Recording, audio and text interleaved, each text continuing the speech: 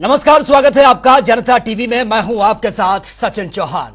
सियासत में यह कहा जाता है कि कभी कुछ भी तटस्थ नहीं होता। ना सियासत में किसी से ज्यादा दिन के लिए दूरी बनाई जाती है और अब इसी को चरितार्थ करता हुआ सपा का जो आजम प्रेम है वो खुलकर अब सामने आ रहा है। दरअसल आजम खान के जब तारे गर्दिश में थे तब सपा और अखिलेश ने पूरी तरीके से आजम से दूरी बना ली थी और आजम को अकेले छोड़ दिया गया था। लेकिन अब आजम की मुश्किलें कम होती नजर आ रही हैं।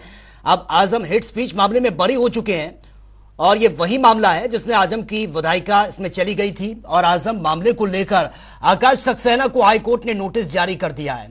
हालांकि आजम खान, उनके बेटे और उनके परिवार के ऊपर हो रहे उत्पीड़न को लेकर सपा एक प्रतिनिधिमंडल रामपुर जिलाधिकारी से मुलाकात करेगा और इस प्रतिनिधिमंडल में सांसद, विधायक सहित 27 लोग मौजूद हैं।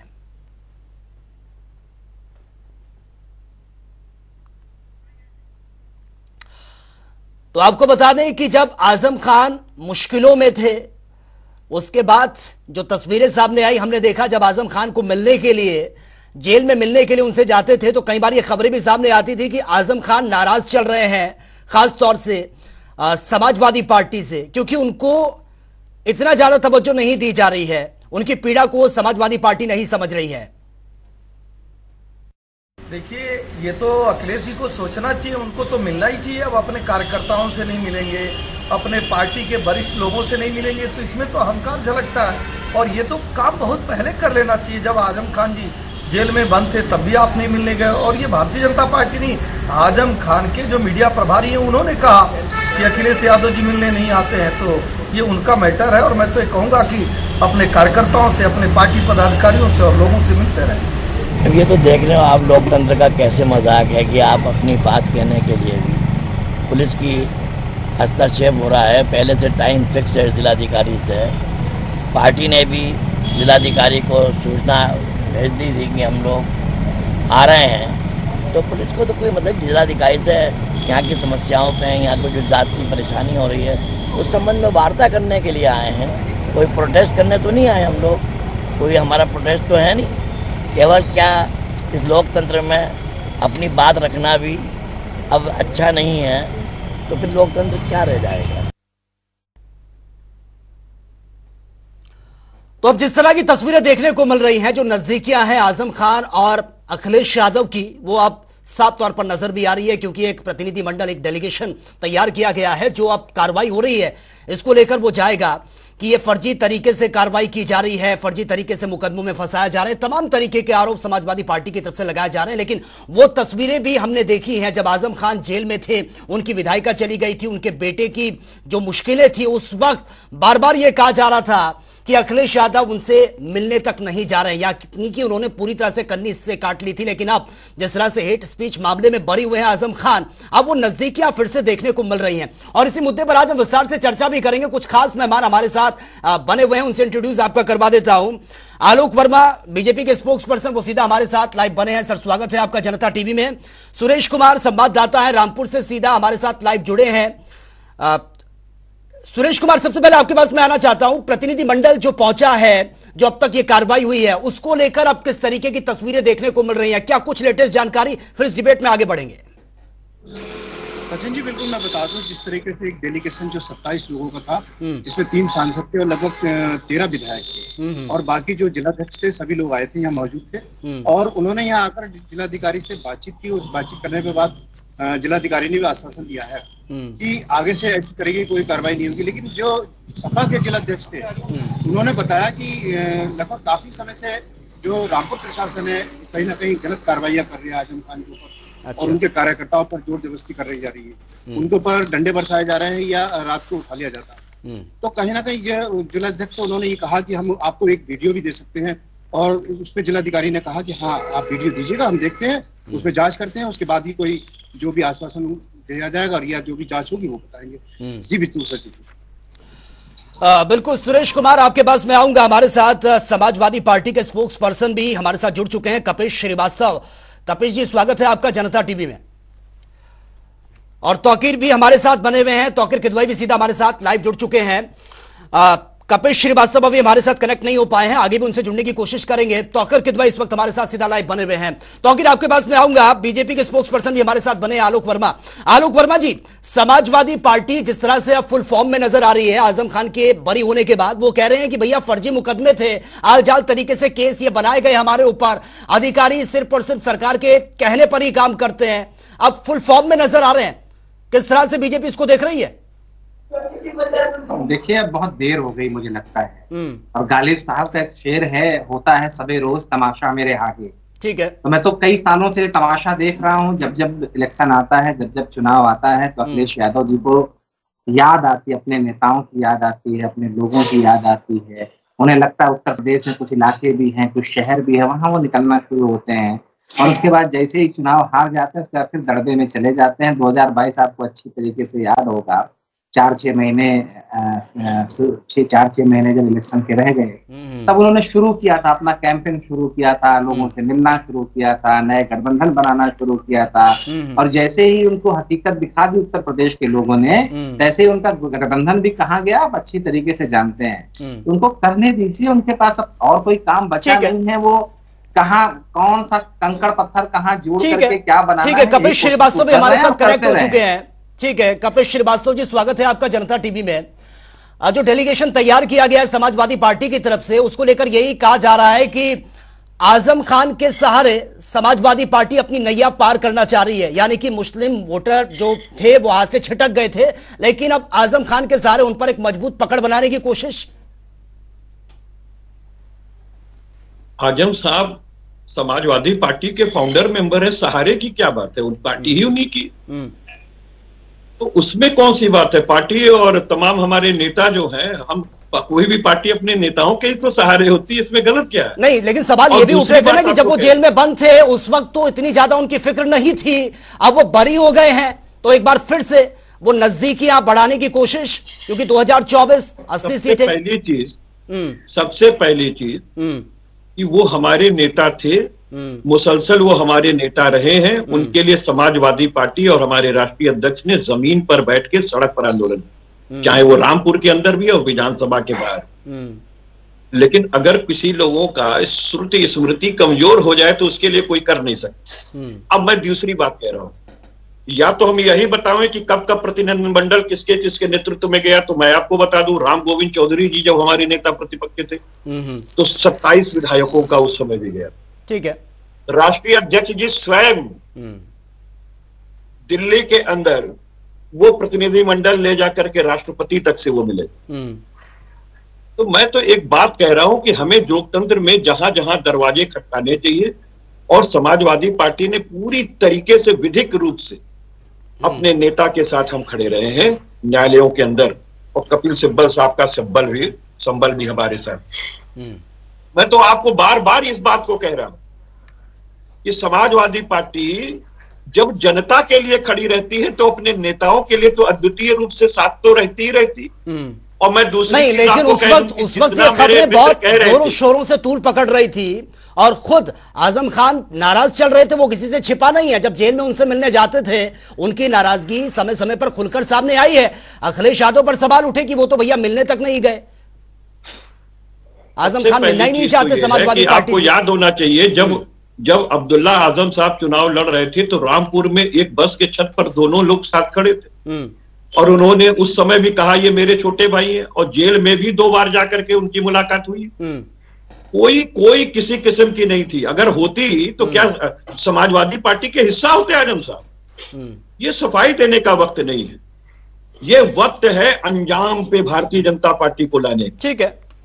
और ये अंजाम है कि जनता के सामने ये सिद्ध हुआ है कि कितनी जल्दीबाजी थी इनको आजम खान साहब की विधायकी लेने के लिए। नहीं, लेकिन कितनी जल्दीबाजी थी राहुल जी की सांसदी लेने के लिए। ठीक है कपिल जी, आपके पास में आऊंगा। सर, समय का अभाव है, बहुत शॉर्टली ये डिबेट है, सबको लेना होगा हमें। ठीक है कपिल जी, आपके पास में आऊंगा। बहुत टाइम मैंने आपको दिया है, आप लेट कनेक्ट हुए थे इसलिए मैंने बहुत टाइम आपको दिया है। तौकीर किदवई हमारे साथ बने हैं। तौकीर, आपके जहन में अगर कोई सवाल हो तो आप पूछ सकते हैं, सारे मेहमान हमारे साथ बने हुए हैं। जी बिल्कुल, देखिए बिल्कुल सबसे बड़ा सवाल जो है वो यहाँ पर राजनीतिक जो भी चर्चा हो रही है उससे हटकर जरूर एक सवाल होना चाहिए कि जिस मामले में आजम खान को बरी किया गया, आखिर उस मामले की जब सुनवाई के दौरान एक बहुत गंभीर आरोप लगा वहां के तत्कालीन डीएम पर, और बताया जा रहा है कि 2019 के पहले अनंजय कुमार सिंह जो तत्कालीन डीएम थे, जो इस समय मौजूदा मंडलायुक्त थे मुरादाबाद के, उनके बीच और आजम खान के बीच तीखी तलखियां थी। सिक्किम कैडर का एक आईएएस उत्तर प्रदेश में एक लंबे समय से बैठा हुआ है। क्या उत्तर प्रदेश के अफसरों में काबिलियत नहीं है? सीधे तौर पर उनके ही एक सहायक अभियंता ने आरोप लगाया कि उन्होंने अनंजय कुमार सिंह की दबाव में एफआईआर कराई थी आजम खान पर। तो बड़ा सवाल यह है कि क्या अधिकारी इस तरह की अपनी जो खुन्नस है, उनकी पर्सनली जो चीजें हैं, क्या वो राजनीतिक तौर पर उसका इस्तेमाल कर रहे हैं? क्योंकि सिर्फ आजम खान ही नहीं, जब जन्म प्रमाण पत्र के बारे में कहा गया तो अब्दुल्ला आजम की जो सदस्यता रद्द की गई थी 2017 में जब वो विधानसभा पहुंचे थे, वो सदस्यता भी तत्कालीन डीएम अनंजय कुमार सिंह की रिपोर्ट पर आलोक वर्मा जी रिस्पॉन्ड कीजिए। तो क्या इसे पर्सनल मान लिया जाए? सिक्किम कैडर ठीक है, आलोक वर्मा जी रिस्पॉन्ड कीजिए सर। देखिए साहब, कपिल भाई को मैं सुन रहा था, कह रहे थे कि हमारी पार्टी लोगों के साथ खड़ी रहती है तो नेताओं के साथ क्यों नहीं खड़ी रहती। ये दीगर बात है कि लोग अब उनके साथ नहीं खड़े रहते क्योंकि वो दर्द, जो आम आदमी का जज्बा है, आम आदमी का जो दर्द है, उसको पहचान नहीं पाते। अखिलेश यादव जी और समाजवादी पार्टी जो सियासत कर रही है, वही सियासत कर रही है, वो वही राजनीति। अरे वो सुन लीजिए साहब, समाजवादी पार्टी ने आपको सुन रहा था ना मैं, चिल्पो काहे कर रहे हैं, सुन लीजिए, बताइए ना कि सुन लीजिए साहब, आप जब बोल रहे थे तो आप जब बोल रहे थे तो मैं सुन रहा था, ये मुझे आप जब बोल रहे थे तो मैं सुन रहा था। उत्तर प्रदेश के लोगों ने आपको दरकिनार किया है ना साहब, मैं कुछ गलत कह रहा हूँ क्या? 2014 में आप बुरी तरीके से हारे कि नहीं हारे उत्तर प्रदेश में? 2017 में आप बुरी तरीके से हारे कि नहीं हारे? 2019 में आप समझ में नहीं आएगा। 2022 में आप चुनाव हारे कि नहीं हारे? कपिल जी, अभी जब चुनाव हुआ है, स्थानीय निकाय चुनाव हुआ है, तब भी आप हारे बुरी तरीके से नहीं हारे। जब आपका टर्न आएगा प्लीज तब आप बोलिए। देखना चाहिए आपको आईना देखना चाहिए। 2024 का जब चुनाव आ गया है तो एक बार फिर से आप वही समीकरण बना रहे हैं। अरे किसको नहीं दिख रहा है साहब? कपिल भाई, किसको नहीं दिख रहा है? जनता ने आपको आईना दिखा दिया है, अभी अभी दिखा दिया है, देर नहीं लगाई है आपको। तो आप समीकरण बनाते रहिए, किसी को फर्क नहीं पड़ने वाला। कपिल जी, किसी को फर्क पड़ने वाला नहीं कर रहे हैं, कोई फर्क पड़ने वाला नहीं।